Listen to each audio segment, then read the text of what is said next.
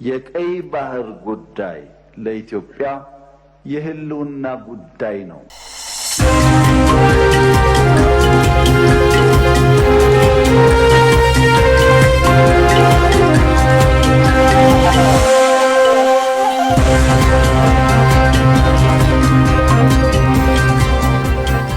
በሶሪያ መንግስትና በተቃዋሚዎች መካከል ለዋና ከተማዋ ለደማስቆ ቅርብ በሆኑ ከተሞች ግጭት ተቀሰቀሰ። እስራኤል በቁጥር አናሳ የሆኑ የህብረተሰብ ክፍሎችን ለመጠበቅ በሚል በዋና ከተማዋ አቅራቢያ ጥቃት ፈጽማለች። ተቃውሞም ገጥሟታል። የመንግስት ለውጥ ከተደረገ ወዲህ አንጻራዊ ሰላም የነበራት ሶሪያ እንደገና ወደ ግጭት መመለሷ ብዙዎችን አሳስቧል። ባልደረባችን ዘላለም ተፈሪ ጉዳዩን በዝርዝር ተመልክቶታል። ሳህናያ ከሶሪያ መዲና ደማስቆ 15 ኪሎ ሜትሮች በስተደቡብ ምዕራብ የምትገኝ ከተማ ነች። የመንግስት ታጣቂዎች ናቸው በተባሉና በከተማዋ በሚኖሩ የዱሮዝ ተፋላሚዎች መካከል ግጭት ተቀስቅሷል። አብዛኞቹ የከተማዋ ነዋሪዎች የሆኑ 13 ሰዎች ህይወታቸውን አጥተዋል። ፕሬዝዳንት አህመድ አልሻራ የሚመሩት ጊዜያዊ መንግስት ትልቁ ፈተናው ይሆናል ተብሎ ሲጠበቅ የነበረው አንደኛው በሀገሪቱ ከሚገኙም በጎሳና በሃይማኖት ከሚለዩ ማህበረሰቦች ጋር የሚኖር ግጭት ነው። የቀድሞ የሀገሪቱ ፕሬዝዳንት የተገኙበትና በሀገሪቱ ሰሜን ምዕራብ አቅጣጫ ከሚገኙት ከአላዋይቶች ጋር በነበረ ግጭት ከ1000 በላይ ሰዎች ህይወታቸውን ማጣታቸው ይታወሳል። አሁን ደግሞ አልሻራ ከሚመሩት መንግስት የተለየ እምነት ከሚያራምዱት ድሩዞች ጋር ሌላ ግጭት ተፈጥሯል። በሶሪያም ሊባኖስና እስራኤል የሚኖሩ በቁጥር አናሳ ማህበረሰቦች ናቸው። በሶሪያም ቁጥራቸው 500,000 ይደርሳል። የአልሻራ መንግስት ሁሉንም ሶሪያዊ በመንግስቱ ውስጥ ማካተት በሚል በያዘው መርህ መሰረት ከዚህ ማህበረሰብ መሪዎች ጋር ተነጋግሯል። ግን እስካሁን ውጤታማ አልሆነም። ትናንት በሌላኛው ድሩዞች በብዛት የሚኖሩባት ከተማም ጀራማና ላይ ግጭት ተፈጥሮ ነበር። የዛሬው በሌላ ለደማስቆ በምትቀርብ ከተማ ላይ የተቀሰቀሰ ነው። ዛሬ ማለዳ ነዋሪዎች የተኩስና ፍንዳታ ድምጽ መስማታቸውን ተናግረዋል። የደማስቆ መንግስት የጸጥታ ኃይል ወደ ከተማዋ የሚወስዱ መንገዶችን ዘግቶም ግጭቱን የሚያስቆም ተጨማሪ ኃይል መላኩን ዘጋርዲያን አስነብቧል። በሱዋይዳ ጠቅላይ ግዛትና ዋና ከተማዋን ከበው በሚገኙ ከተሞች የሚኖሩት እነዚህ የማህበረሰብ ክፍሎች ወደ መንግስት ሙሉ በሙሉ እንዲጠቃለሉ የሚደረገው ጥረት ስኬታማ ያልሆነው በሀገሪቱ ፕሬዝዳንት የቀድሞ ማንነት ፍራቻ ነው። እንደ መረጃዎች አህመድ አልሻራ አስቀድሞ ከአልቃይዳ ግንኙነት የነበረውም የሀያት ታህሪር አልሻም ቡድን መሪ የነበረ መሆኑም ድሩዞች ከፊል ራስ ገዝነትን እንዲጠይቁ አድርጓቸዋል። ትናንት ከነበረው ግጭት በኋላም በማህበረሰቡ ወኪሎችና በመንግስት መካከል በተደረገ ውይይት ተጎጂዎችን ለመካስና አጥፊዎችን ለፍርድ ለማቅረብ በመስማማት ግጭቱ ቢበርድም በተለያዩ ከተሞች በድጋሚ መቀስቀሱ ነዋሪዎችን አሳስቧል። በተለይም ድሩዞች በብዛት በሚኖሩበት የሱዋይዳ ጠቅላይ ግዛት ነዋሪዎች ዘንድ ቁጣን ቀስቅሷል። ሱዋይዳ መንግስት ሙሉ ቁጥጥር እንዲያደርግ ፍቃደኛ ያልሆነች ግዛት ነች። የሶሪያም የሀገር ውስጥ ጉዳይ ሚኒስቴር የሶሪያን ደህንነት በሚያውኩና ህዝብ ላይ ጥቃት በሚያደርሱ ላይ ከባድ እርምጃ እንደሚወስድ አስታውቋል። እስራኤል ደግሞ ድሩዞችን ከጥቃት ለመከላከል በሶሪያም ደማስቆ አቅራቢያ አየር ጥቃት ማድረሷን አስታውቃለች። ቴልአቪቭ ማስጠንቀቂያ ነው ብላለች። እንደ ፍራንስ 24 መረጃ እስራኤል የአላሳድን መወገድ ተከትሎም በሶሪያ ላይ መጠነ ሰፊ የተባለ የአየር ጥቃት ስታደርስ መቆየቷ ይታወሳል። በተለይም የቀድሞ መንግስት ስር የነበሩ ከባባድ ያለቻቸውን መሳሪያዎች ለማውደም በሶሪያም አየር ላይ ተመላልሳለች። ውጤታማ እንደሆነችም መሪዎቿ በተደጋጋሚ ተናግረዋል። የቴልአቪቭ ጥቃት ከሶሪያ መንግስት፣ ከአረቡ ዓለም እንደዚሁም ከዓለም አቀፍ መሪዎች ተቃውሞ ገጥሞታል። ድሩዞች በሰሜን እስራኤልም ይኖራሉ። እናም የኔታንያሁ መንግስት በደማስቆ አቅራቢያ ላደረሰው ጥቃት ይህን እንደ ምክንያት ያቀርባል። የእስራኤል መንግስት እነዚህን በቁጥር አናሳ የሆኑ ህዝቦች ለመከላከል ነው በሶሪያም ሰማይ የተገኘሁት ባይ ነው። ጠቅላይ ሚኒስትር ቤንያሚን ኔታንያሁ የማስጠንቀቂያ እርምጃ መውሰዳቸውንና በዚህም በድሩዞች ላይ ጥቃት ለማድረስ ሲዘጋጁ የነበሩም የአክራሪ ቡድን ድርጅት አባል ያሏቸው ላይ ጥቃት ማድረሳቸውን ተናግረዋል። እስራኤል በሀገሪቱ በሚገኙ በቁጥር የሚያንሱ ማህበረሰቦች ላይ የሚደርሰው ጥቃት በሀገሪቱ መንግስት የሚቀነባበር እንደሆነ ታምናለች። እንደ አሸባሪም ትመለከተዋለች። የእስራኤልን ድርጊት የሚቃወሙም የሀገሪቱ ዓላማ ድሩዞችን ከመጠበቅም የሚሻገር ነው ይላሉ።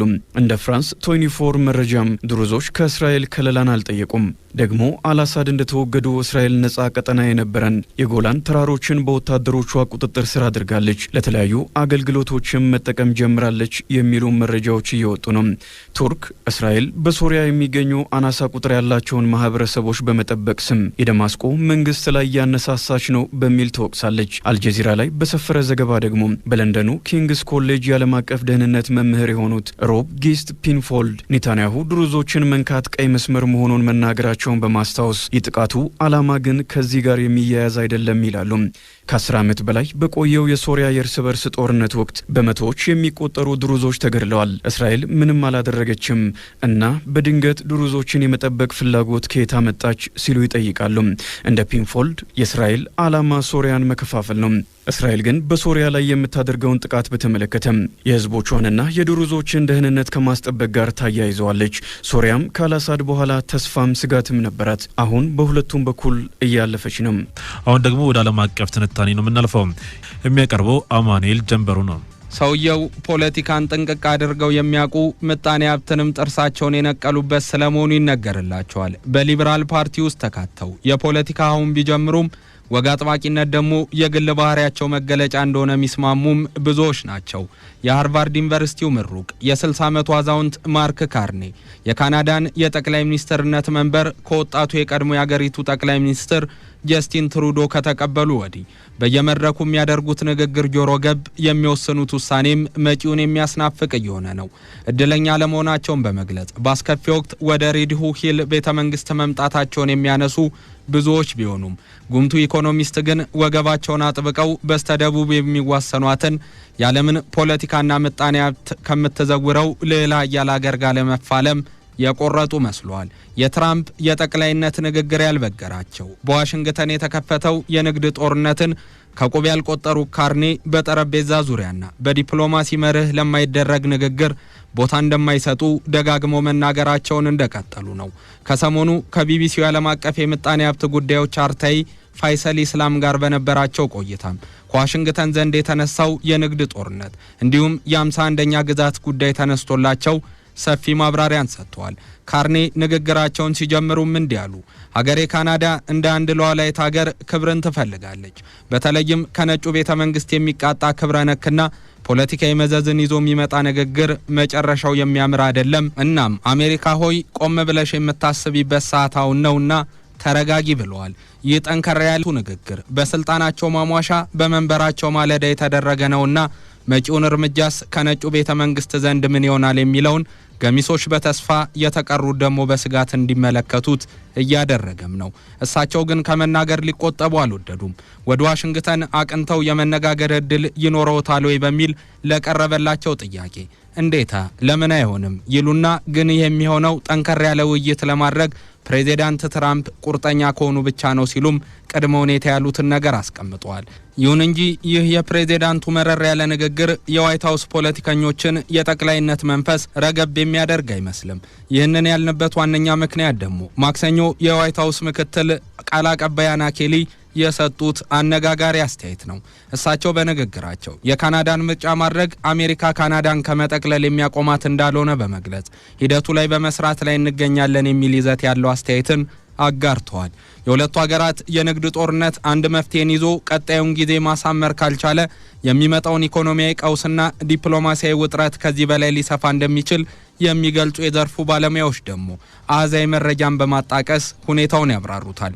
የካናዳን 75% የንግድ መዳረሻ አሜሪካ መሆኗ፣ በዛኛው ጫፍ ደግሞ አሜሪካ የሚያስፈልጋት የድፍድፍ ነዳጅ የበዛው መጠን ከካናዳ የሚገኝ እንደመሆኑ የሁለቱ ሀገራት የንግድ መጋመጃ ሰንሰለቶች መበጠስ ዳፋው ለሁለቱም የሚተርፍ ስለመሆኑ በማንሳት የስጋታቸውን ምክንያት ያጠናክራሉ። ታዲያ ይህንን የመጪውን ጊዜ ስጋት ለመቅረፍ የፖለቲካ መጫወቻ ሜዳውን በሁለቱ ሀገራት የሜዳ ክፍል በማድረግ እንጂ በአንዱ አሸናፊነትና በአንዱ ተሸናፊነት የሚደመደሙ ላይኖርም ያሉት አዲሱ ጠቅላይ ሚኒስትር ይህም አይሆን ከሆነ ግን ይደረጋል የሚባለው ውይይት ረብ የለሽ ነው ብለውታል። ሌላኛውና ዋነኛው ጉዳይ ደግሞ ይህ የንግድ ጦርነት እየተባባሰ መምጣት በተለይም ደግሞ 3/4ኛውን የንግድ ትስስሯን ከዋሽንግተን ጋር ያደረገችው ኦታዋ አማራጭ የንግድ አጋርን የመፈለግ እድሏ ከፍተኛ እንዲሆን ያደርጓል። ይህን ማለታችን ደግሞ ጠንከር ያለ ምክንያት ያለው ነው። እንደ ቻይናና የአውሮፓ ህብረት ሀገራት በትራምፕ አስተዳደር እየተጣለ ያለው የታሪፍ ጉዳይ ከፍተኛ ውዝግብ ውስጥ ስለከተታቸው ምናልባትም ካናዳ ከነዚህ ሀገራት ጋር የምትፈጥረው አዲስ የንግድ ትስስር አዲስ መዳረሻን እንድታይ ያደርጋታል የሚለው ነው። በብሪታንያ አጠቃላይ ምርጫ ወቅት የዩኬ ቻንስለር ሪቻርድ ሪቨንን የደገፉት ካርኒ ካናዳና እንግሊዝ የንግድ ብዝሃነት አካል የሆነውን የነጻ የንግድ ስምምነት ሊፈራረሙ እንደሚችሉ መግለጣቸውን ተከትሎ ምናልባትም በአገሮቹ መካከል ያለው የንግድ ልውውጥ 95% በትክክል ከታሪፍ ነጻ እንዲሆን የመደረግ እድል ሊኖረው እንደሚችል መነጋገራቸውን እንደ ማስረጃ የሚያነሱትም በርካቶች ናቸው። ሌላኛው ካናዳ ተወስዷለች ተብሎ የሚታሰበው እርምጃ በመጪው ሰኔ የሚደረገው የቡድን 7 ሀገራት ስብስብ ላይ አቋሟን ማንጸባረቅ ነው። እርሷ አሜሪካ ጭምር ባለችበት በዚህ ስብስብ ውስጥ ምናልባትም ካናዳ መጪውን የሉዓላዊነት የንግድ መስመር እይታ ለመበየን ይረዳታል ተብሎም ይገመታል። ይህ ስብሰባ ደግሞ የዶናልድ ትራምፕ አስተዳደር ለ90 ቀናት ከጣለው የታሪፍ ዕቀባ በፊት የሚደረግ እንደመሆኑ በዋሽንግተን ላይ ጫና ለመፍጠር የራሱ የሆነ ሚና ይኖረዋል ተብሎም ይጠበቃል። ቤጂንግን በቁጣ ያነደደና ላጸፋዊ ምላሽ የጋበዘ የአውሮፓ ህብረትም በስሩ ያለው ሀገራትም ፍርሃት ውስጥ የከተተውና አጋር ፍለጋ ባተለ ያደረገው ካናዳ ይሏት ዜጎቿን በምቾት የምታንፈላስስና አስደማሚ የጥቅል ምርት ያላት ሀገር ከዓመታት በኋላ አማራጭ እንድታይ ያደረገው የአሜሪካ የታሪፍ ውሳኔና የትራምፕ ንግድ ጦርነት መጨረሻ በምን ይደመደም ይሆን የሚለው ጊዜ ዳኛ ሆኖ ሁሉንም የሚያሳየን ይሆናል። እንደ ኮቪድ-19 ካሉ ወረርሽኞች እንደ ሃሪኬን ካሉ የተፈጥሮ አደጋዎች በተለየ ኢኮኖሚው ላይ ምን ሊያመጣ ይችላል የሚለውን መገመት አዳጋች የሆነው የሀገራት የንግድ ጦርነት ፖለቲካዊ አሰላለፍና የሀያላንን ግብግብ ቁልጭ አድርጎ የሚያሳይ ነውና የካናዳና የአሜሪካ ፍጥጫም ዓለምን በምን አይነት ዑደት ውስጥ ሊያሽከረክር ይችላል የሚል ጥያቄ እንዲፈጠር ያደረገ ሆኗል። ዚ ኮንቨርሴሽን የተባለው ተነባቢ የድረገጽ መጽሔት ካናዳ ኢዝ ናው ኢን ኤ ትሬድ ዋር ዊዝ ዘ ዩኤስኤ ሂር ኢዝ ዋት ዩ ኒድ ቱ ኖው ቱ ፕሪፔር ፎር ኢት የአሜሪካና የካናዳ የንግድ ውዝግብና መጪው ጊዜ በሚል ባወጣው ሰፋ ያለ አተታ በዚህ የንግድ ጦርነት በሁለቱም በኩል ያሉ የንግድ ተቋማት ሸማቾችና የበዛው ህዝብ ተጎጂ መሆኑን በማንሳት ይህ ደግሞ ለሁለቱም ሀገራት ይዞ የሚመጣው ቢመነዘር የማያልቅ መከራ ነው ሲል ትንበያውን አስቀምጧል። መጀመሪያ ላይ ዶናልድ ትራምፕ ከካናዳ የሚመጡ ምርቶች ላይ አጠቃላይ የ25% ታሪፍ የጣሉ ሲሆን በሁሉም የአልሙኒየምና ብረት ምርቶች ላይ ደግሞ ተጨማሪ የ25% ታሪፍ ቀረጥ ጥሏል። ካናዳ በምላሹ $42 ቢሊዮን የሚገመት ታሪፍ የአሜሪካ ምርቶች ላይ በመጣል ምላሽን ሰጥታለች።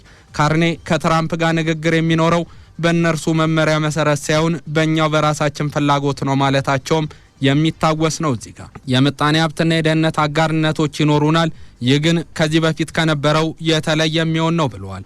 ዞረም ተጠቀለለም ይህንን መረር ያለ ውሳኔ ለመቀልበስ አዲሱ የዛች ሀገር ጠቅላይ ሚኒስትር ምን ሊያደርጉ ይችላል?